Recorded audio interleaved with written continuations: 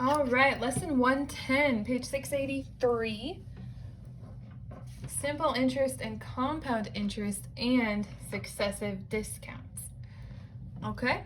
Top of page 684 says when you put your money in a bank, the bank uses your money to make more money. The bank pays you to let them use your money. The amount of money you deposit is called the principal. The amount of money that they pay you is called interest. The interest is a percentage of the money deposited. Okay, so say we have this little guy here. Let's say his name is Jude. And let's say that Jude has $100 and he wants to put that into the bank. Okay, the bank is going to pay him some money for choosing them, because if you think about it, if you just put your money in the bank and then you went back and got it later and it was the same amount you put in, why would you put it in the bank? Why wouldn't you put it somewhere where you can keep an eye on it? So banks will pay you money to choose them to put your money into. So let's say that Jude puts his $100 and he deposits that into an account at this bank. All right, so that's the principal, the amount he deposited, he started with. And then let's say that he comes back a year later and he has earned 10% interest.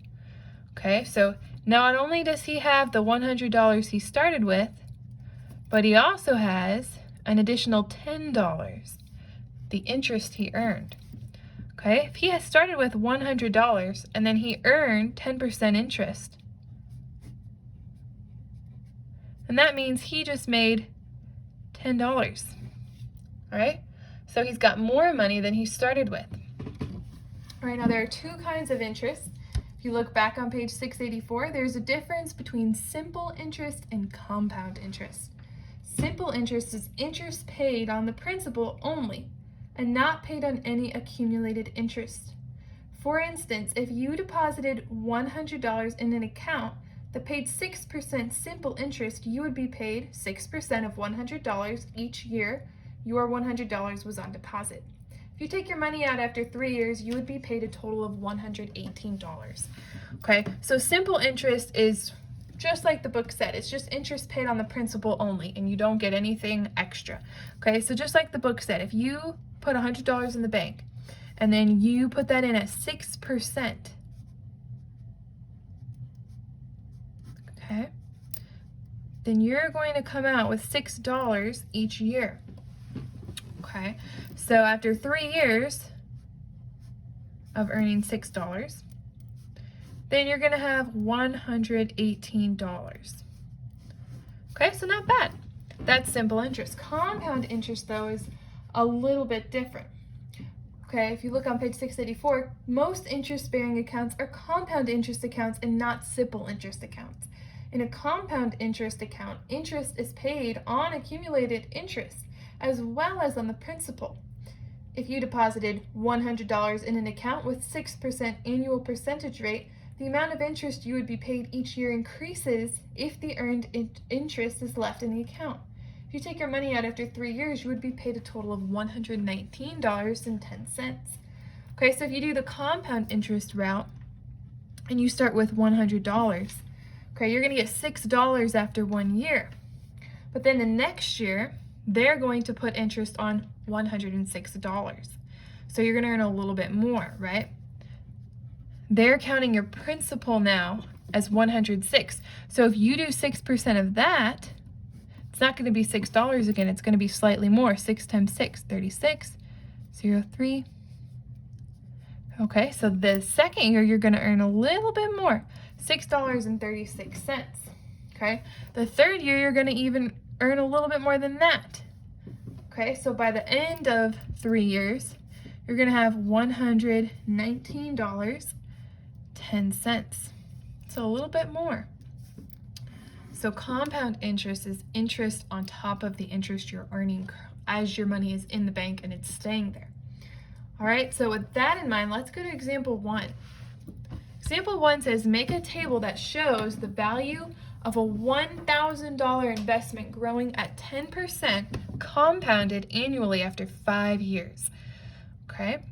So we're gonna figure out how much interest we would have after 5 years compounded. Okay, so we're gonna go 1, 2, 3, 4, 5. Then I'm gonna put up here P for principal, I for interest, and then T for the total for that year. So for instance, if you start year one, $1,000, and you're earning 10% interest, okay? You can figure this out. 1,000 times 10%.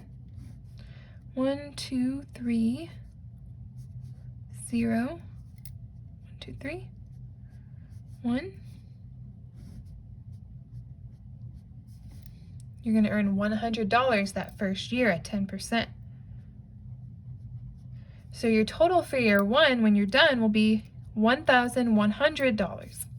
So you deposited $1,000, you earned $100 interest, and now you've got $1,100 after year one. Okay, so now for year two, if it's compound interest, then now your principal is starting at what it ended at with year one, $1,100. So now you're going to earn 10% on that. So you can come over here and do that.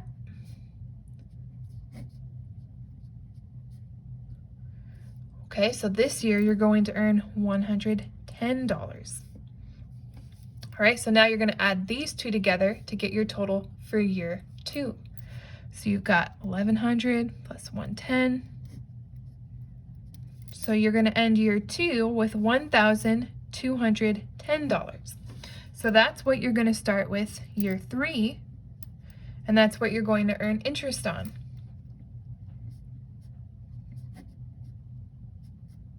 So you're going to earn $121 worth of interest in year three. So you're going to add these two together to get your total for year three.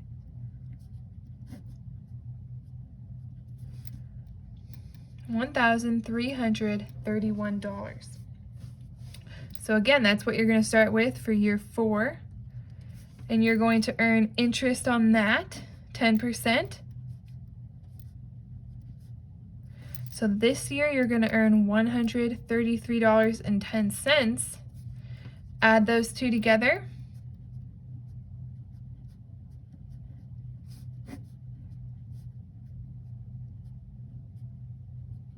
So you're going to end the year with $1,464.10. And that's what you're going to start with for your last year, year five.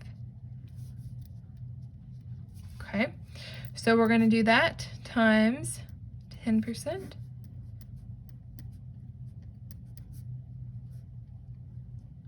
Okay, so this year you're going to earn $146.41. Okay, and then you're going to add that.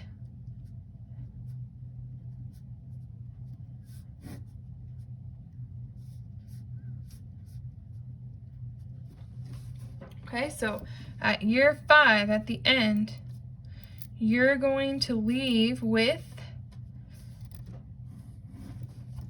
$1,610.51. So at 5 years, you've earned $600 more than what you started with. And that's assuming you didn't add any more money into your deposit, but that you just left the $1,000 that you started with and let it grow its own interest. Okay, so compound interest is good for when you're saving your money. Okay, look at example 3. This is calculate the interest earned on an $8,000 deposit in 9 months if the annual interest rate is 6%. All right, so annual means, okay, yearly.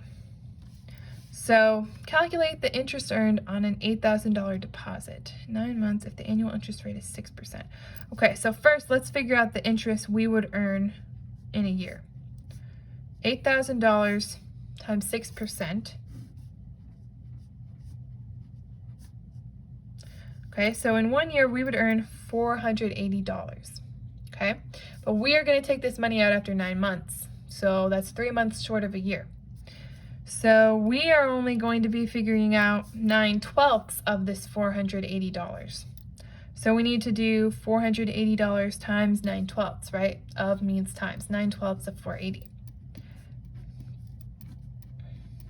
Okay, so if we take it out after 9 months, we're only getting $360 because we didn't leave it in there for a full year. Okay, so you're gonna get $360. All right, now the second part of the lesson is over successive discounts. This is very similar to what you've been doing, but there's an extra step. Okay, so middle of page 687 says, related to compound interest is successive discount. To calculate successive discount, we find a percent of a percent. We show two methods for finding successive discounts in the following example. Okay, I'm just going to show one. Look at example 4. An appliance store reduced the price of a $400 washing machine 25%. Okay, so first, you're going to use your 100% original change new. Okay, so it says an appliance store reduced the price of a $400 washing machine 25%. Okay, we're reducing by 25. So the sale price is going to be 75% of the original. Okay, we need to figure out the sale price. So we're going to use cross products. So we know 100 times x is going to equal 400 times 75. To get x alone, we can divide both sides by 100. Cancel our zeros, so 75 times 4. Okay, 300. So the sale price is 300, but that's not our answer. Look at the problem. When the washing machine did not sell at the sale price, the store reduced the sale price 20% to its clearance price. What was the clearance price of the washing machine? All right, so we started at $400. It got put on sale for $300, and then it still didn't sell. So then they put it on clearance. Okay, so now we have to do another one of these, but now our original amount is $300. Okay, because now we're finding the discount on the sale price. Okay, so the sale price is 20%, or the clearance price, sorry, I meant the clearance price, is 20% off the sale price. Okay, so we've got original, change, new, and now we're taking away 20%. Okay, so we need to figure out the clearance price. Okay, so we can do 100x will equal 300 times 80, divide both sides by 100. And the clearance price will equal $240.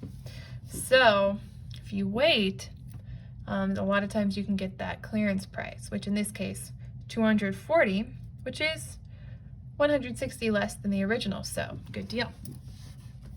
All right, let's look at practice letter B. We're gonna skip A. It requires a calculator, so we're just gonna skip that. Okay, go ahead and do B on your own. Go ahead and do C also, and then play the video and see if you got the right answer. All right, so I'm assuming you've went ahead and did these. Okay, so B, $6,320, and C, $192. Also for B, they're gonna ask you what fraction. You should get 2/3. Okay, so if you got those, great. If not, let's go ahead and look at them. B, Sam deposited $6,000 in an account paying 8% interest annually. After 8 months, Sam withdrew the $6,000 plus interest. Altogether, how much money did Sam withdraw? All right, well, if you started with $6,000 and he got 8% interest annually, we need to do 6,000 times 8%. Okay, so $480, but he took it out after 8 months. So we need to figure out what 8/12 of $480 is. Okay, so that's going to be 320. The question was asking altogether how much money did Sam withdraw, so we need to add it to the original 600 that he deposited plus his interest. So that's where we get the 6,000. I think I might have said 600. 6,320. And then what fraction of year's interest was earned? Well, 8/12, which reduces to 2/3. All right, for C, television was regularly priced at $300, was placed on sale for 20% off. Okay, so we've got a 300, well, first let's do a percent. Okay, it was 100%, 20% off, and then of course 80%. And it was $300 originally. All right, so let's figure out what the sale price was for starters.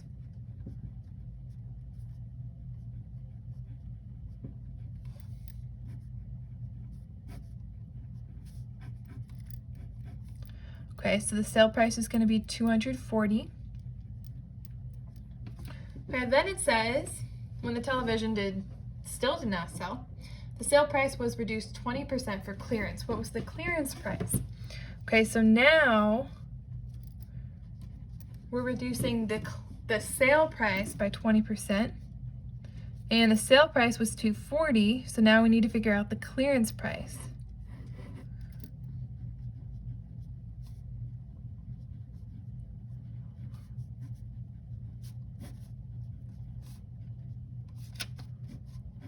Okay, so 24 times 8, that's going to get us our $192. All right, so for these problems, you just need to think it through, all right? Think it through logically, remember the steps, be detailed, all right? Don't try to cut corners and you'll be just fine. Okay, go ahead and start your lesson.